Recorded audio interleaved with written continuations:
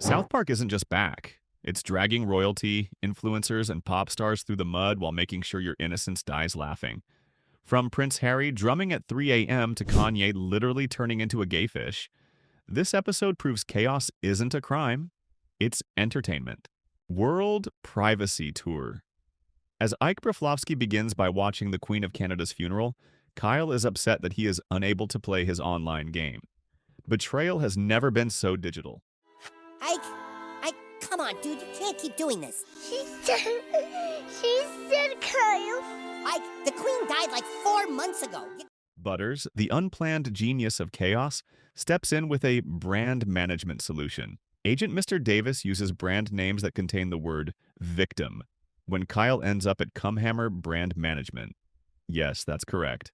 In the meantime, the Prince of Canada and his spouse move across the street, drumming like it's Coachella at 3 in the morning and demanding privacy.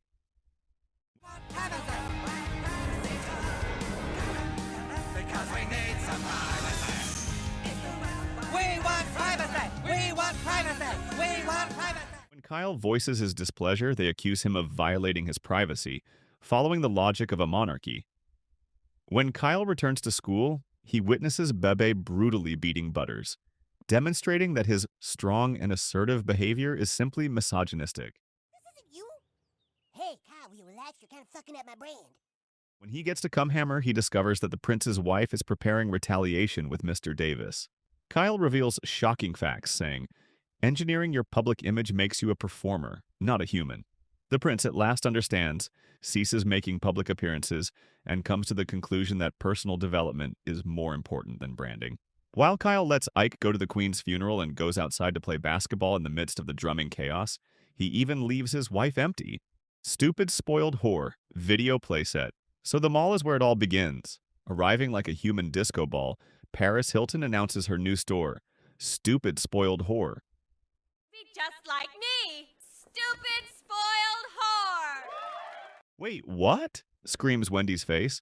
Selling merchandise that shouts, "I'm a terrible role model," seems to be the norm these days. Her friends, meanwhile, go crazy, saying things like, "OMG, yes!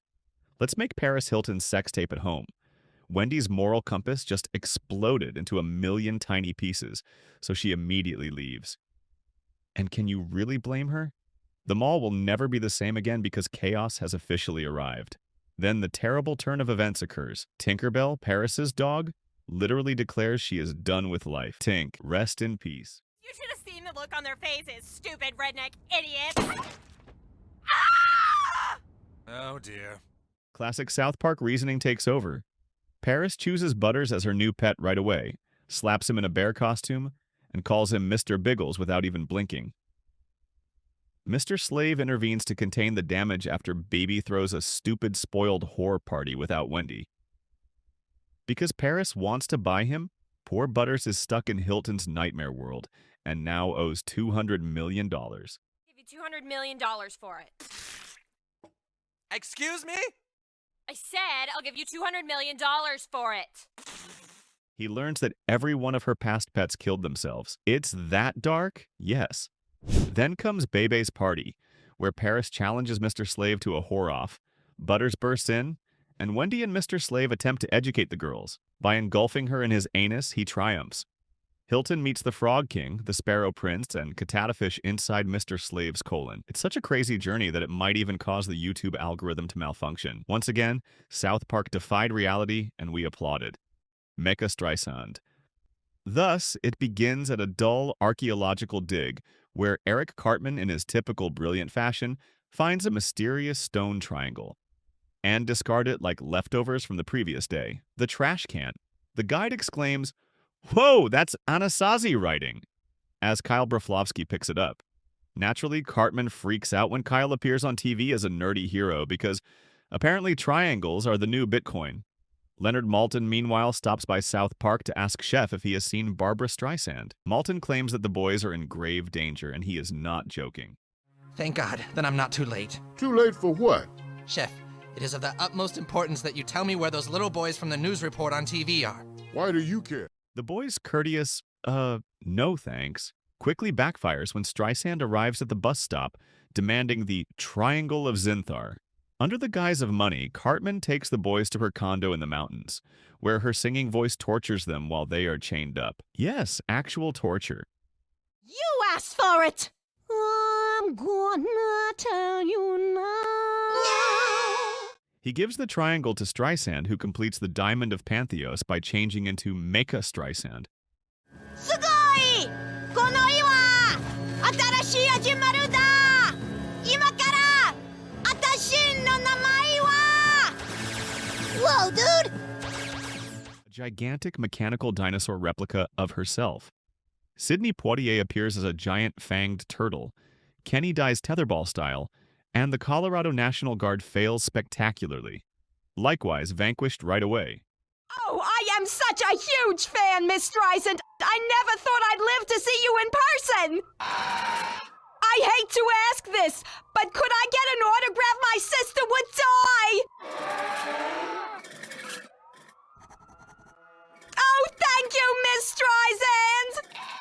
The town celebrates when Robert Smith from The Cure finally shows up as a gigantic moth and launches Mecha Streisand into space. Kyle even brags, saying, "Disintegration is the best album ever." Little Ike discovered the diamond after the boys had split it and thrown it in the trash, teasing Mecha Ike. What's the best part? Fish sticks. Thus, it begins with Cartman glued to his couch, shoving potato chips into his face like it's an Olympic sport, while Jimmy Valmer, South Park's cute, stuttering genius, tries to write a comedy routine. When Jimmy says, maybe there are some fish sticks in the freezer, history is made because, well, fish sticks sounds suspiciously similar to fish dicks. Say, Eric, do you like fish sticks? Yeah? You like putting fish sticks in your mouth? Yeah? Well, what are you, Eric? A gay fish? Fish dicks! Oh, dude, that's funny as shit! I think we're really onto something here. Let's try it out on the guys. Naturally, Cartman is unable to relax. He enlists Kyle in his ego circus, demands half the credit, and becomes alarmed that Jimmy might claim all the credit.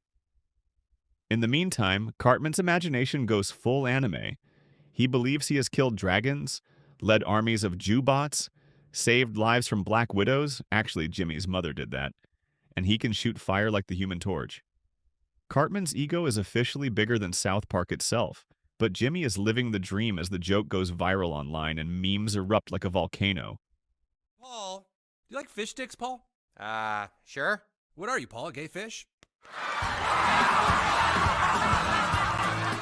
Kanye West? Well, Kanye does Kanye things, and Carlos Mencia jump on Conan and steal the joke like a desperate raccoon. Things get even wilder. Because he's the voice of a generation, he doesn't understand, rejects explanations, kidnaps Mencia, and then transforms into a cartoon villain, destroying everything in his path.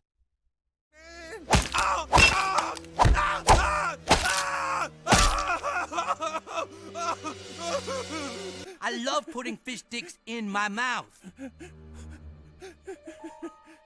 You're a gay fish, man. Kanye is on a mission of vengeance after Cartman and Jimmy accuse Ellen of making the joke. In the end, Kanye has his epiphany, dons a wetsuit, and transforms into a gay fish who swims around, kisses random fish, and lives his best life under the sea. According to reports, the real Kanye watched the episode, chuckled uncomfortably, and declared, "I am not a fish yet." Savage, hilarious, and so ridiculous that it probably made fish laugh. That was classic South Park.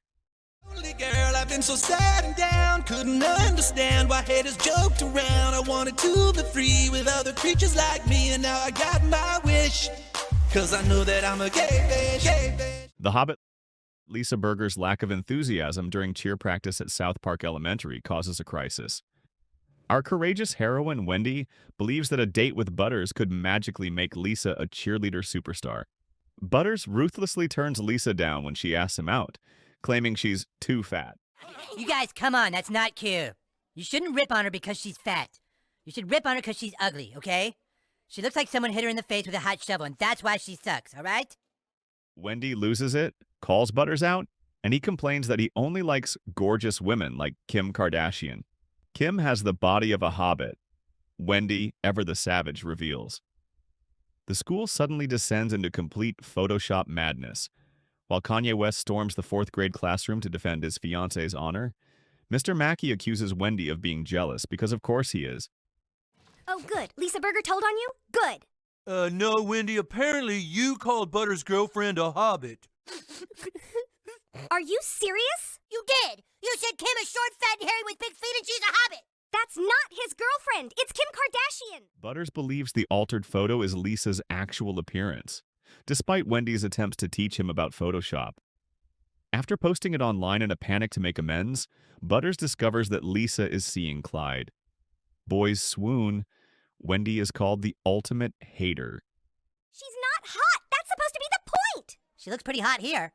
Lisa Berger is not hot. She's fat and ugly. And other cheerleaders begin photoshopping themselves as mayhem breaks out. Her warnings about Photoshop are disregarded, even on Channel 9 News. Apparently, in 2025, looking fake is more important than being real. In South Park, royalty is obnoxious, influencers lie, and celebrities die. Metaphorically, at least, but your sanity, that's the real casualty.